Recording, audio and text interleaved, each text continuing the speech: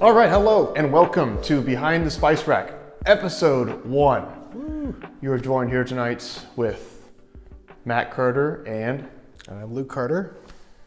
we are deep in the event space. We want to take some time to tell you a little bit about what we do, some insider information, and hopefully some fun. So, a little bit about myself, Matt Carter. You are at the Academy here tonight. This is our podcast space we've set out.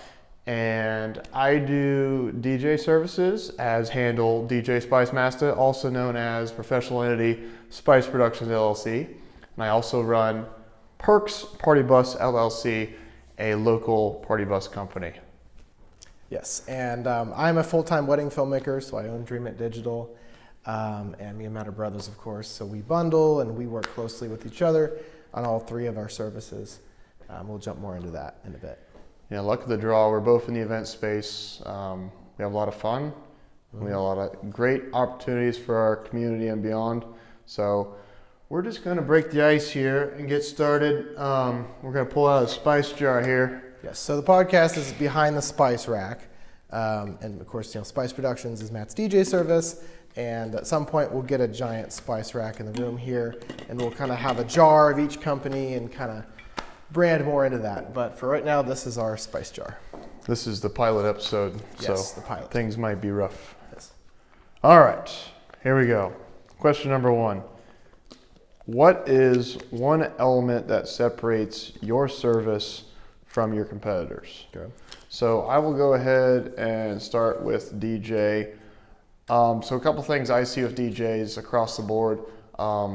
First off, I am an individual, which I think if you're a high quality performer in the arena, being an individual is an advantage. And you might think, oh, why is that? Because I know there's teams, and some teams do well, some not as well. And the thing with team DJs is your consistency can be 1 or 2 notches lower. So that's something that I am happy to say that I think overall I'm very consistent. So I think that's one thing that separates me. And also I put a lot into my events. Every event's different, every event's custom. Just trying to be there to the fullest and really deliver what the couple asks as far as weddings go. And then as far as party bus, kind of like DJ, it points towards quality as well. And with Perks, it's kind of in the name, it's kind of an inside joke. Amenities is one of the driving factors. So we outfit our buses similar to a high-end charter coach. So you get things like restrooms, air conditioning, along with a high-end sound system, a little bit better upholstery, finish, professional drivers. We just try to be like a really nice experience that can go a lot of ways for different kinds of customers. Oh, sure. Well, I would say, so let's see now. So I've been doing this almost 4 years. My kind of, I guess, mission or vision or, kind of the reason I really got passionate about it is I want to tell the story of the couple. I want to really match the personality and show what kind of people they are and show what kind of people their family are and their friends and really go that extra mile of editing and going through all of that, the audio and really kind of building that story. And it takes a long time to do that. It's definitely very time consuming. A lot of my edits can take 40, 50, 60 hours, which sounds crazy if you think about it. But, if you ever try to edit a TikTok reel yourself, even that takes a little bit of time. So going through, 4 or 5 cameras and, all these hours of footage and pulling all this out and organizing it and building this story and making sure that it's, really well polished and kind of this beautiful piece that pulls at the heartstrings. It's a pretty audacious task. And, it's something I've gotten pretty good at. I do it every single week, and that's nice that I specialize specifically in weddings. I don't do any other type of videography, which I think helps a lot as far as being specialized. But I would say that's my big selling point. Is really the audio and the story, and it's time consuming. A lot of people don't do it, but I've found that's kind of my niche. You know, I'm the one that's like, I'm going to dive deep into that and make that my specific specialty. And the other nice thing too is like I have a team, you know, of people. I'm sure some of you guys have met, you know, Danny, Keisha, Shayna, really nice people that assist me on the wedding day, and that gets extra angles. And you know, some of them have backgrounds in cosmetology and event management and all that stuff. So you know, they can fix, you know, an eyelash right before a wedding or pin boutonnieres and just make sure everything stays on schedule on the day. And I think it's that extra peace of mind that really kind of sets you apart. So, yeah. All right, you're next. Oh, Go yeah. ahead and pull a question. All right. It's a deep jar. Spicy. Let's see. Where do you see your industry headed? So I guess, do you answer this first? So I answered it first last time, so Oh, you can okay. answer this one. I would say that it's a really good question. Well, there's several different things I would say. I mean, the first thing is I think that content creation has become a thing. You know, people are hiring videographers, but they're also sometimes wanting things like right after the wedding day. So I have kind of added a higher up package now that will give like a reel or two right after the wedding, because people do kind of want something real short and sweet to share right after. You know, the actual wedding of, you know, the actual highlight film, of course, takes quite a long time, you know, to go through all of that. But that's one trend has been, videos have, of course, gone from horizontal to vertical. But so, you know, horizontal video has its place and vertical video has its place. And the other thing that, you know, the industry has went is, like, I don't deliver USB flash drives. I deliver this like custom built website that has all the footage, and it's all like organized with all the extended footage. You know, you have your highlight film and reception, speech edit and vows and all that stuff. So it's very slick and it's all in the cloud, because things have really gone cloud based. It's easy to share, it's easy to stream on your phone and cast to a television. So that's a big thing that the industry has went to. And then of course, artificial intelligence has really grown. And some of those tools I use, and it allows us to fix things that weren't always fixable. And I think it's a really cool thing because, I mean, even wedding films from what they used to be, you know, a lot of people's parents, it was just the old school camcorder, and now it's this like cinematography art form. So, you know, I'm doing certain shots, like I did a drone shot the other day. It was over this truck. You might have seen on Instagram, you know, it's blowing all this smoke and they're doing a big burnout. And, you know, the photographer and the videographer and all that stuff, they're all in the shot, and I go in and I, you know, actually take those people out. And that's very difficult to do, but, you know, the technology allows that. Same with cleaning up audio and making, you know, everything just really polished and beautiful. So I think as a whole, the videography industry has really gone into this almost movie-like quality to the films. So, yeah. All right, so my response, where do you see your industry headed? So I think Luke touched on it quite a bit, and I'll talk about DJ first. I think technology is becoming a big factor. I'm seeing more and more music tastes based on like viral TikTok, reels, things like that. You see a lot of today's audio transferring into bytes. So little bits here and there. So I'm getting a lot more requests for people that want to do like some sort of like voiceover for like speeches, or they want to have some customized track or some sort of twist that really pulls out a certain vibe at the reception. Which that's a lot of fun because, you know, that challenges us as a DJ to come up with something unique. And that to me is part of providing a custom service, is putting together an experience that is truly reflective of the couple and the surrounding family and friends. But not only that, but really shows off the best of everybody there. So I think that's pretty big. Also, and I think we'll probably talk about this more later, is I think just service integration. So like capturing quality audio has never been more important. So Oh yeah, and yours is good. yeah, so Yours is very good. obviously broadcasting is one thing, but also capturing is another thing. Just being able to, you know, have that as a keepsake, and you know, for other services and other reasons too. That's a huge role as a DJ. And also, I think it's going to become more and more important that a DJ is able to keep schedules on track as things get more and more complex, which that's where things are going, in my opinion. Being able to understand, what's all needed within the schedule, other vendor schedules, dinner time, etc. All that is vital in a smooth running reception in particular. As far as Party Bus, I think like anything else, people are always asking for more.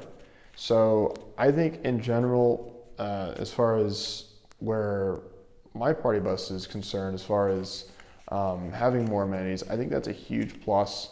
And I think we can help be on hopefully the front edge of that wave. Also, I think there's going to be more and more online integration with Party Bus.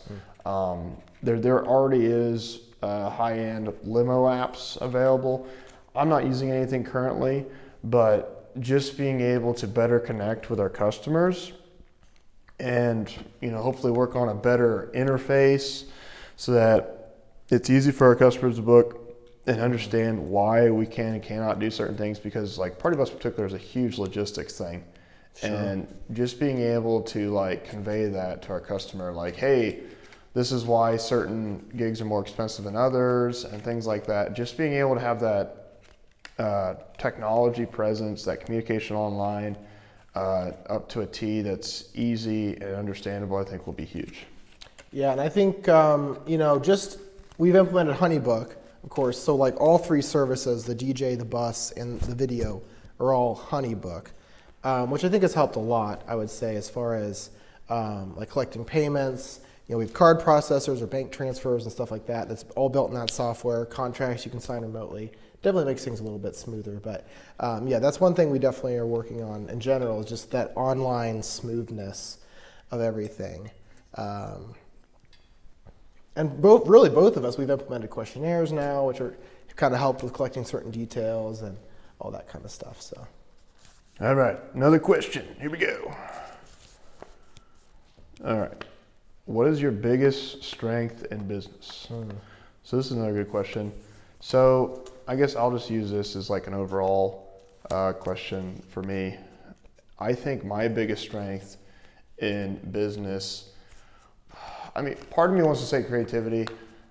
So I guess I'll make this a two-part. So creativity, one, I like being able to look at a problem and say, hey, this might be the shortest route, but if you go this direction, it could bear more fruit potentially. You may get one apple one way and two the other. So what I see is, especially in the event space, everything isn't clear cut and dry. In the event space, people in general are there for often a once in a lifetime experience, or definitely a special event in the least. So they're wanting an element of special. Okay, they're wanting an element of excitement. They're wanting an element of finding a unique experience that resonates with them. So for me, I think in general, I'm pretty good at least more times than not, figuring out how to make things exciting, how to match my audience or customers' needs, and then hopefully bringing out the elements that they desire but may not be able to connect the dots. You're kind of sitting here trying to extract emotion out of people. Mm-hmm. And so being able to do that across a multi-level of different people is quite challenging. Mm-hmm. A lot of people you never met, where there's different personalities. So just being able to connect with a lot of different people and be creative, through that, I think that's a really good strength that I have. Yeah, I like that. I like that a lot. Let's see. Let me remember what this question was. Okay. Well, I think an important thing for me is that I have to be variable, and it really it's kind of on the same point that you just talked about, is that you do work with a lot of different types of people and have different vibes. Some people are more outgoing than other people. Some people are more into this or more into that.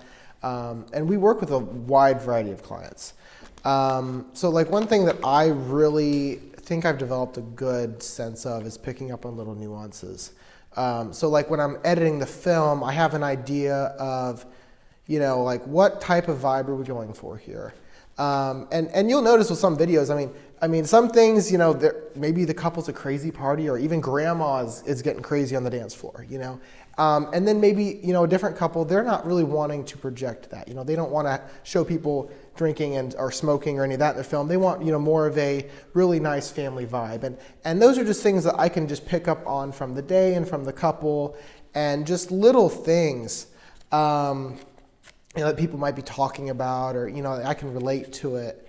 And it's an extra mile too. Like, I might be at a wedding and people are talking about like this arm wrestle that the couple did, the first time they met at a bar, or how one was shoving, gumballs in their mouth to see how many gumballs they can put in. And those are little things where I'm like, okay, well, who has that video? Who can I talk to and actually like get that, original phone video and put it in the film? And it's just those little extra things to think about.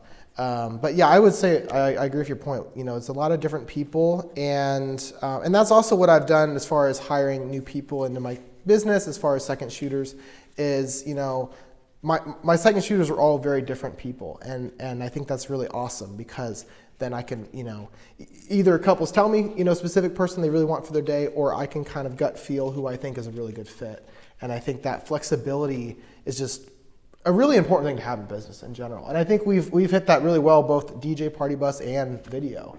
I think that's something we really try to think about. So, yeah. Okay. Where's the rest? Oh, there we go. Is it one card left?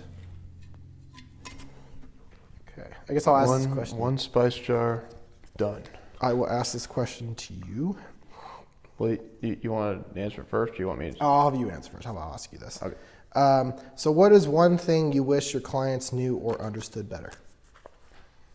Yes, that's a tough one. That's a good one. Because there's a lot of things, like, every single event is different. Sure.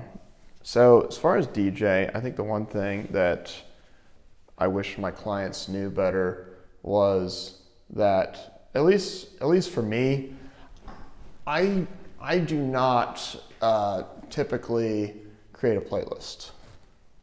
And so as far as DJ service goes, I think sometimes people think of, okay, the DJ's going to create a playlist. So I never create a playlist. And you may think, well, that sounds super risky. Obviously I'll have a collection of favorites, and I will have the main songs, but I will never have just like a list and I play that. Right. And the reason why is things change on the fly. Mm-hmm. The mood changes, Sure. Events change. There's some things during a wedding that, may be set in stone on the schedule, right. But it's often, move as we move along. Oh, we can't do that then because of some circumstance. So I never create a playlist. So I think it's important for a client to know that I treat a wedding like a real-time experience. I do some planning. I do a lot of things to make sure that I'm prepared, but I treat it like a real-time experience. And in order to understand, or at least for me to get feedback of how to give my client the best experience, I have to observe them. Sure. I have to observe them and say, okay, are they ready for this? Are they ready for that? So I think that might be one thing that, I wish some people would know. As far as Party Bus, the biggest thing I think I wish people would know is there's a lot of planning that goes into Party Bus, and a lot of prep, probably way more prep than you would think. Yeah. Party Bus sounds really simple. Yeah. From a 10,000 foot view. It's just like, okay, this bus is driven by some guy, he shows up, he takes your group wherever, and then they get dropped off, they go home, end of story. No. From the instant we get contact with the customer as far as Party Bus, we're looking at, okay, where are they being picked up? Where are they being dropped off? How many hours is that? What location is that? Mm-hmm. There's a lot of factors that go into pricing because there's so much variability, there's so much customization. So pricing alone can be challenging. Availability can be challenging because I run 3 units. Oftentimes we can do 6 trips on a Saturday if it's 3 afternoon, 3 night trips.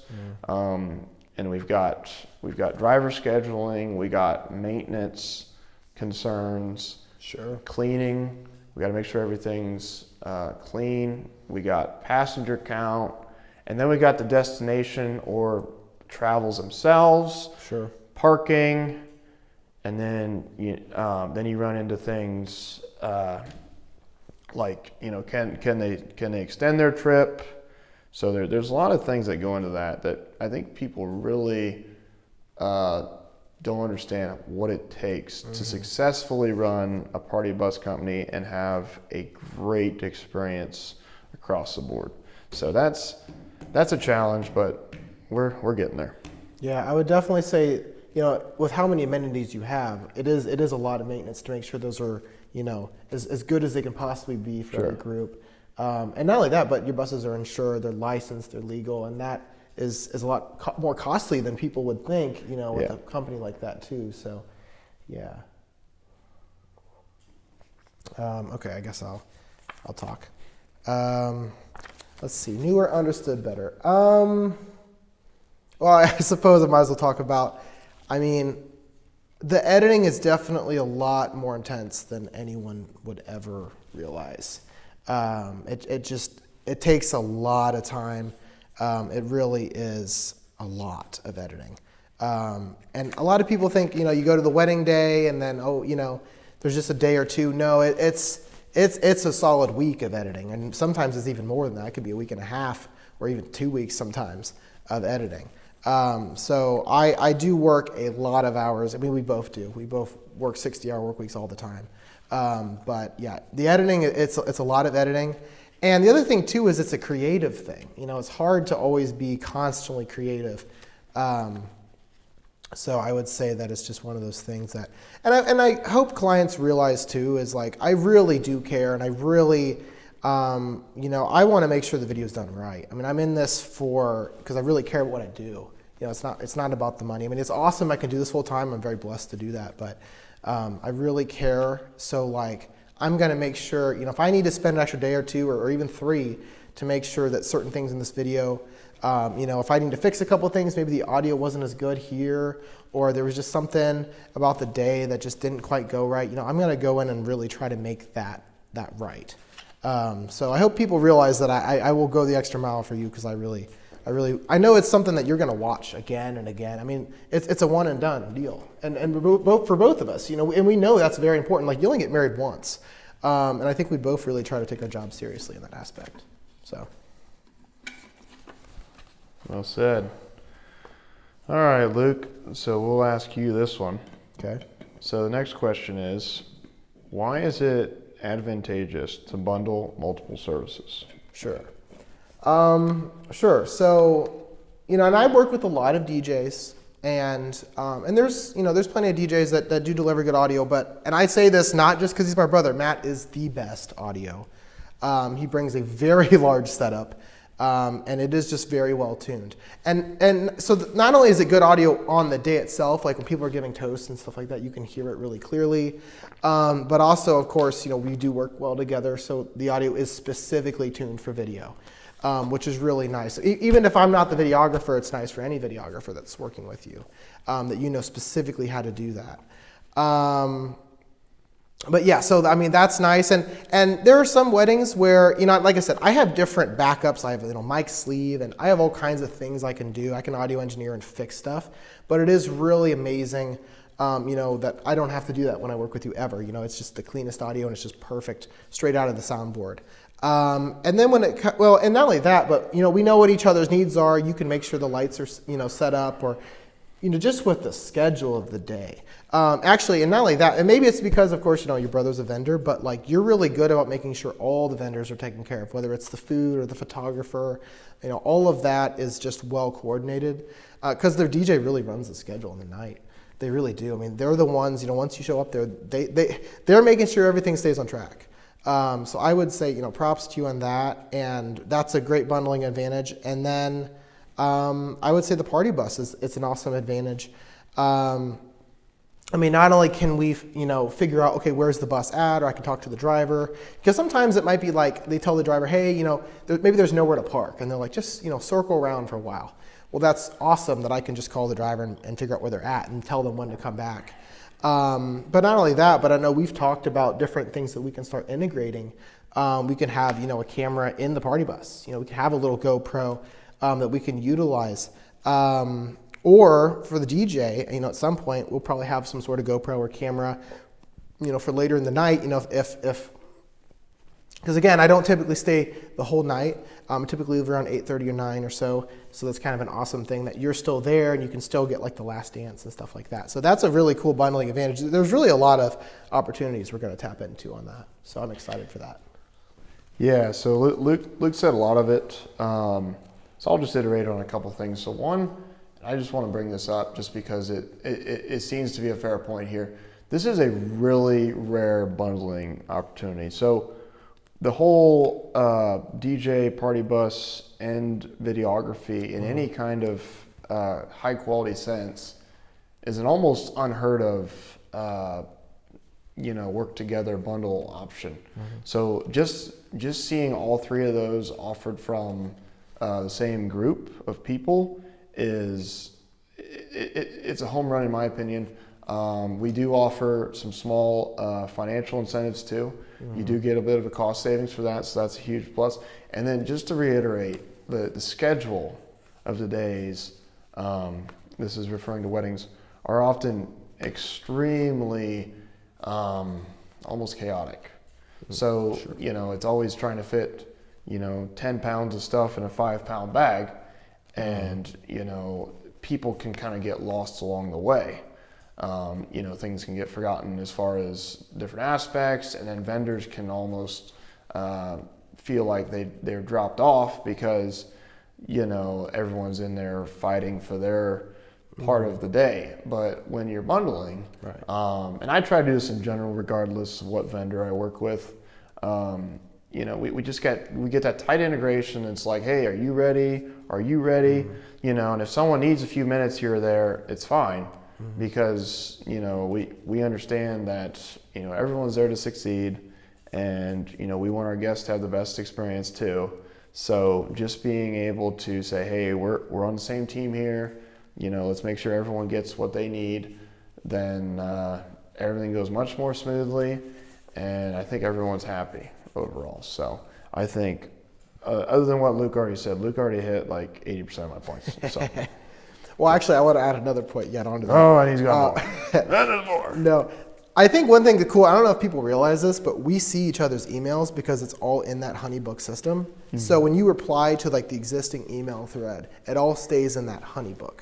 And it's really cool because if you look at the bottom of an email, you can see like a little link and view what's called like your portal, which has like all your message threads and everything's organized in this like online link. So what's cool is because it's all in this system, like if somebody messages about the DJ or the bus, we can see each other's stuff. So that is kind of a useful feature. While it sounds like DJ and and video, and it's not separate. We do have it very well integrated on that messaging front too. But I think you're up. Okay.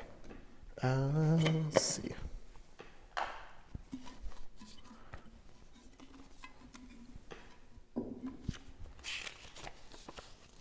Oh, this is a good one. I wanted to ask you this anyway.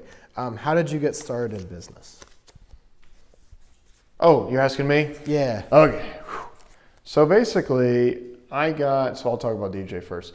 So I started DJing when I was 19, and it was, I believe it was the spring of my freshman year of college. So I've always liked music. I've always been a big fan, and at the time it was more of a social thing. Like you go to college, you try to meet new people. Obviously, people were having parties and such. So I thought it'd be like a fun way to, get into the social aspect of things. So I had an old stereo set for my grandpa, and then I think it was a buddy. Somewhere along the way, I got this other set of speakers for cheap, and I had all this. It was very crappy equipment, but I had all this free equipment, more or less, or close to it, and I'm like, man, I could set up a little cheap DJ rig. So I did my first gig for free in Dayton at basically a house party. And it was kind of funny because it was such a terrible system. Like, I remember I had this probably 1980s receiver that I was trying to hook into, and it actually went out like the night before. So I had to go to Walmart and buy like a whole nother little home receiver amplifier just to do this first gig that wasn't even going to pay me anything. Sure. So I started out doing that, and it was a lot of fun. It was like, just a great way to meet people. I really didn't even think about like making money at the time. Sure. And I had a couple other house parties and college parties around that time that really kind of got my name off the ground. But it was more or less just like this fun social thing. And it also was just this creative platform. I like the idea of creating this like character and this like, sense of identity that was kind of like almost like superhuman, or like something surreal, something to like, escape a little bit from reality, and just a really fun thing to do. So that was how I got into DJing. Weddings didn't come till much later. And then as far as Party Bus, that was more or less a addition to the DJ scene. So I had this camper that I completely gutted out, and I put black lights in it, UV chalk. It was all painted black on the inside. I had a DJ booth in there. I remember that. So that was my realm into. So since I'm from Shelby County, we have a lot of like outdoor and almost like camping style events. So country concert is a big one now, but there used to be one called White Oaks Jamboree. So I brought this mobile club, or little party shack, whatever you want to call it, and I'd play music in there, and we had a great time. It was nuts, but it was not built for significant people. So instead of rebuilding the floor and all this stuff, because I'd have 40 or 50 people in this camper, it was absolutely nuts. I know one time it was raining at White Oaks, and everyone's trying to get in my camper because there's nothing else going on, and so that turned into, wait a minute, I need to get a better vehicle to host this so it's not on the verge of breaking or tipping over. That was the other thing too. It was literally a hop. It would literally hop off the ground when I'd have this thing loaded. So I finally got rid of that, and I'm like, oh, a bus. That's the next thing, And then once I had that, people were like, oh, you gonna rent this out? It's gonna be a party bus? And I kind of thought about it. I'm like, what, I'll just look into it. And it turned out to be a lot harder than I thought, but I eventually wiggled myself into first partnering with a party bus company, and then eventually buying Perks Party Bus to really put my foot in the game. So that's how I got started there. Yeah, that's interesting. Yeah, I remember that bus. That was fun. The camper too. Had a lot of good times in that. And you DJed one of my college parties. That was a good party. I appreciate that. Yeah. Okay. I guess I'll talk here. So first, I guess, I went to Wright State. I went into marketing, and I actually intended to go to law school, and I was going to take a gap year, and then I was going to go to law school and be a lawyer. So that was kind of where my headspace was. But in that gap year, I thought, I'm going to kind of, because I had always kind of had an entrepreneurial spirit. I did, entrepreneurship minor in college, and I did a lot with entrepreneurship in college. So I thought, that'd be kind of cool. Maybe I'll start like a little marketing business, just kind of a fun side hobby thing. And then, so I think I had done a few things. I know I worked with some websites, people out in Hocking Hills that had cabins that did stuff like that. And then I guess the big thing, so the big one, my dad, ran for office, and so that was kind of basically, I had a lot of time and he needed a lot of help, and I kind of just, we both spent a lot of time working on his campaign, but it was kind of a gold mine for me because I could just, I knew my dad very well. I knew exactly how to market him, and I enjoyed marketing, and I thought, okay, I'm going to, help create commercials and a website, and we did a huge social media campaign. I think a lot of people don't realize how many people were seeing huge amounts of micro-targeted advertising. I mean, it was at a level that I don't think the county had ever seen before. It's a lot of fun. And he worked hard too. He went door to door and all that good stuff. But anyways, that was kind of my first dive into it, I suppose. And because I hadn't really looked at video content. Like, that wasn't something I'd really thought about. And like I said, I was doing more of the marketing side. But as I was starting to create those commercials, it was a lot of fun, and I enjoyed that a lot. And then after that, I got a lot of work off of that. There was a lot of people that wanted to work with me, which is awesome. It's a lot of really cool. So, I'd done like the historical levy. I worked with them on certain things. I had worked with several other judges, commissioner, and then I guess the big one, like Fry for Sheriff, Shelby County, that was one where I really created like a video that was like, kind of pulled at the heartstrings a little bit. And it was almost this like, kind of this really emotional, really neat video. I got to kind of tell his life story, and he's a really, really cool guy. And I kind of was like, oh, I really like this. But even at that point, like, I had some of my friends and some people had said, oh, would you ever get into weddings? And I thought, I don't know. That sounds stressful, or, it's one of those things where, so what'd you say? Yes. Well, yeah. So, and I did, and I was convinced, and it worked out really well. But at first, I had just not been exposed to weddings. I mean, we don't have a really big family. We'd been to 1 or 2 weddings ever really before that, as far as for family. So I just knew very little about it. But of course, you doing weddings and DJing and all that good stuff, you would kind of push me towards it a little bit. And then of course you kind of helped me get started with some clients and stuff. And then, I had some videos. Of course I was, really cheap early on, just to kind of get going. But, I started doing that. I really liked it. And then that kind of just took off. And then eventually, it got to a point where I was just like, I can just do this, and I really like doing this, and I might as well just do this. So, and that's kind of how it went. So, I mean, then, I think, what was it, last year I did 40 something weddings, and this year I purposely did a little less to keep up. But I mean, it's almost every weekend, and we're both very busy with a lot of weddings, and it's awesome. It's awesome that we can, just do that. So, but yeah. I think you're up.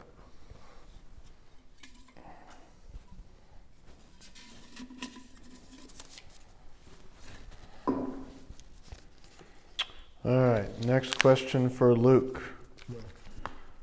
This is a fun one. What is one crazy thing that has happened during an event? Oh my, you put me on the spot. Crazy thing. And I want to make sure this is something I can talk about on a podcast. If you need a minute, I can go first. It's up to you. You go first, because I need a. All right, I'll tell you the crazy thing I've seen. So I did a wedding. It's easy to lose track of time. It's probably been about 1.5 years ago now. So I did a wedding, local wedding, at a barn venue, and everything was going great until about halfway through the reception. And for whatever reason, there was a localized power outage. And you think about a wedding, there's a lot of things that need power. So obviously as a DJ, we need electric there for music and such, which honestly wasn't even the biggest issue I saw. The biggest issue I saw was there's a lot of the systems on the property that use electricity. So, and basically the biggest thing with that event with the power going out was to stop the panic. So the first thing I did was, decide what were we going to do. So we figured out that there wasn't any getting power back on the property, unfortunately. It just, it was like the lines come in, we're dead. So that wasn't going to work. And I'm not going to say where this place was, but the difficult part was this place had a lot of their system built in. So it's basically built into the facility as far as like speakers and such. It's just their policy. So I actually had to bring out all of my equipment. And what we ended up doing, I think it was one of the caterers had access to a generator. So I was able to play my music, and we set up some string lights to try to give some ambience back in. And it was actually like a really neat little scene. But it was a little bit more tighter group after that because we couldn't really have power to the whole facility. But the crazy part that everybody forgets about is like toilets and things like that. You have to have electricity in order to operate toilets continuously. So they were telling all the guys to use the restroom outside, and the women were able to use the indoor facilities, but I know they started getting backed up, and there was a point where it was like, no more, this is it. So it was kind of nuts, but the good news was, and this is another point that I'll put in there, 95% of issues that do occur at an event, so in this case a wedding, are very much manageable. There's very few things that can go wrong that I would consider to be catastrophic. Even when the power goes out, we were still able to do the majority of the reception well into the night. I think we might have ended a little bit earlier, maybe around 10, but we did really good considering the circumstances. So that was interesting to say the least. All right, so I thought of some things. I don't know if I have a story as crazy as that, especially a story to talk about. But I can say I've seen some crazy fun things at weddings. I've seen cute dogs in like, a wedding dress and a tiara on a dog. I've seen like one of the grooms, he hired someone to like sing and create this custom song for the bride. For like a special first dance. That was really cool, and it was like tailored to her and stuff like that. Trying to think, I had something else, but yeah, I've just seen some really neat things. And I mean, as far as crazy, this isn't too crazy, but I think one perk of having a videographer in addition to the photographer is that if something does happen for whatever reason with the photographer, briefly, we can help a little bit. Like it's rare, but I've had a couple photographers occasionally are like, hey, there was a certain moment, like I know once it was the first kiss, and for whatever reason, they ended up doing it right after the sign of peace, in a Catholic mass, and then they didn't do the first kiss later. So basically that first kiss was kind of a unscripted moment that just kind of happened naturally. And of course the photographer, wasn't aware of that. And, we have a lot of cameras being videographers, cameras in the choir loft and, second shooter and everything. So it was nice because, I was able to provide her with some stills out of the video. And then she did an amazing job editing that and was able to use that and provide it to the couple. So just like little things like that. And, we have our own sound equipment too. So like, I know like we had one where for some reason there was an issue with the ceremony mic or something at the ceremony, but because we have our own internal recording stuff, at least the couple was able to get that and hear that later on, even though they couldn't maybe hear it at the ceremony, like the family, for example, couldn't hear it. We've had the same thing with the reception. Like every so often, there's this one reception out in Indiana. It's beautiful, but it's it's kind of a pole barn, and it's kind of hard sometimes to hear the toasts. And I know the couple said to me, they're like, we couldn't hear the toast at all. And I was like, I got you. And they could hear it later on. So I don't know, just little. I guess I don't know if those are crazy, but just little things like that that I can think of that it's nice when we can kind of help out and make a difference, I guess, in that respect. So yeah. Oh yeah. Let's see. Another one. DJ Khaled. Okay. What is one? Hold on. Hold on. You rewrote this. Okay. What is one piece of advice you would tell your younger self? Aha. This one is probably more of a general thing, but I think it holds true for the business as well. So I would probably tell myself, I'll do two pieces of advice. because I think they're both important. So the first thing is just start. So basically, I think a lot of people, That's very true. when starting anything, whether it be a business or a project or some new chapter or new path, I think people like almost wait for the stars to align. Whether it's you're waiting to feel like doing something, or you're waiting for certain aspects, as far as whatever level of preparedness you'd call. So this podcast, even we've been putting this off for a long time. Yes, and it's not perfect by any means, but it's much better to start and have a few things be a little loose or a little messy, rather than just waiting for the perfect moment, because the perfect moment never comes. It will never be there. There's always going to be something that could have been a little better, but I really think that that's huge in anything you do. And then the other thing I would say is, and it still relates to business, but I just want to throw it in there, is you can do anything, but you can't do everything. That's true. So it's so easy. So for example, in business, it's so easy to get into a mindset of, especially when you're working on your own, I can do it all. I can do everything. And you may want to do everything early on because you want to make sure everything's great, everything's wonderful. And as you move on, you start to realize that there's only so many hours in the day. There's only so many things you can be good at, and sometimes you have to let some things go because you end up dragging down some of your aspects that you could be really good at, but you're drowning in busyness. So it's easy to do that as well. So those are the two things that if I was talking to my 20-year-old self, I'd share. I like that. That's really good. Yeah, I liked how you talked about just get started, and I think that's the best advice I could give anyone with really any business at all, because I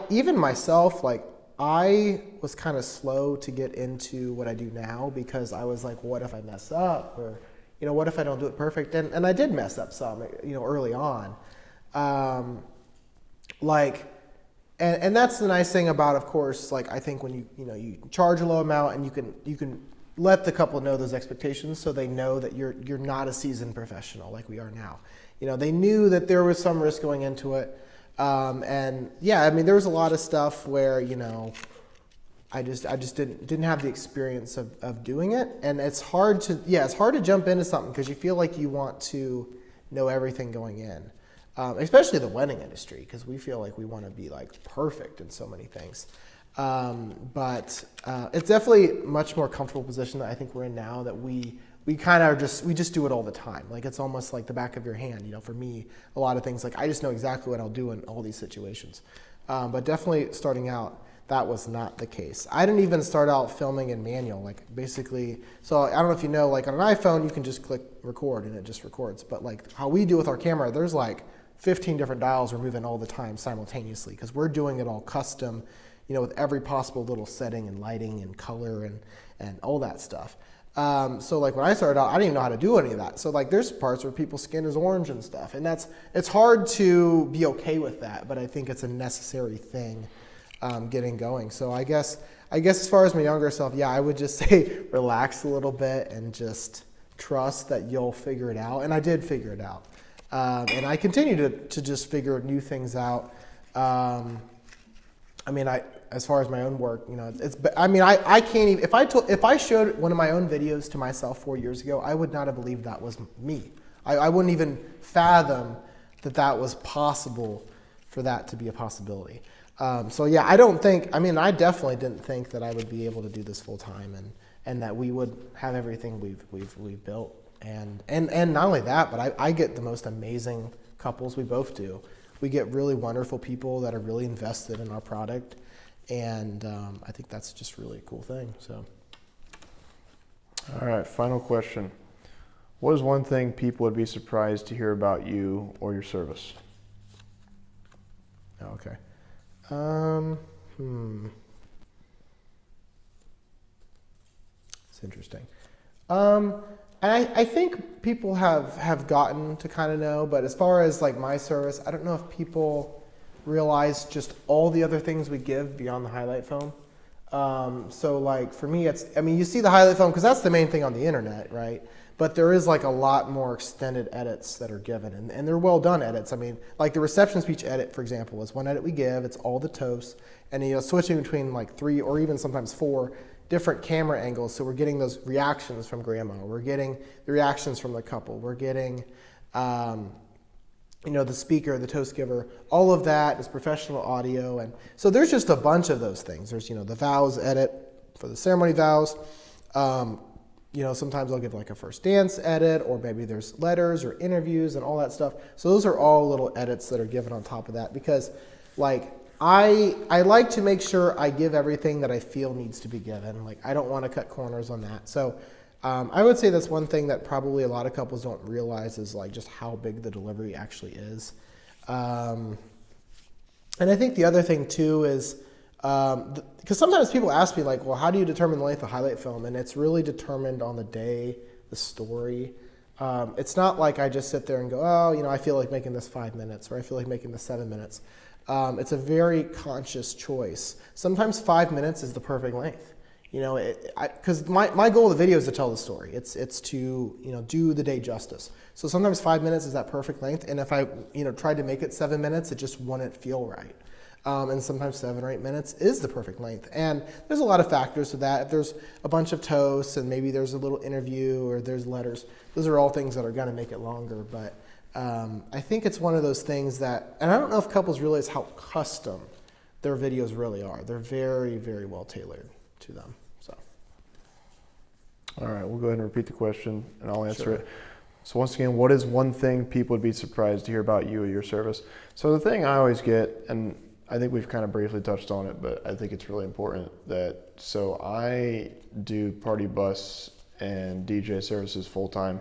So although we'll say the juicy or the meat and potatoes part of my services often happen on the weekends, especially Saturday. There's a lot of stuff that happens during the week that keeps me extremely busy. Yeah. People would be surprised how much work goes into client interactions, planning as far as equipment, music, and buses and stuff like that. It really is a full-time job when you get to the level that we're doing. So I think a lot of people are really surprised when I tell them that's all I do. And Sure. I actually used to, for a long time, I did a lot of other day jobs. And, it just wasn't fair to put that much effort into a day job as well as 2 other companies. It was just exhausting. So believe it or not, I do need all week with some breaks, obviously, in order to do this successfully. And just know that there's a lot going on behind the scenes, way more than I think the average person would guess. So Sure. that's probably the biggest thing that I hear from people is just like, what do you do all week? It's like, well, kind of getting ready for the next weekend of events. So that concludes our questions. Luke, do you have any closing comments? Oh, I don't know. Well, this is fun. I don't know how often we'll do this podcast. Yeah, but, this is really like, I think of like style like Sandbox. This is build whatever castle we want. Sure. Bring on any person, any aspect. I mean, Yeah. for me, it's just all about opening up an avenue for conversation. I don't really get on camera a lot and talk about what I do. I mean, a lot of it's time constraints, and also, it can be a little bit uncomfortable. And, maybe bring the opportunity to other people that, want something local that's easy. And the other thing too is hopefully we can help our audience. Yeah. You know, hopefully we can share some aspects. You know, maybe people also interested in starting businesses, or maybe people trying to get some good information on, you know, event service offerings in the area, and maybe give a platform, a voice for other people. So Sure. we'll see where this goes. No guarantees, but we'll go from here. So anything else, Luke? I think that's about it. All right. So thanks for tuning in. This is Behind the Spice Rack with Matt Carter and Luke Carter, episode 1, signing off.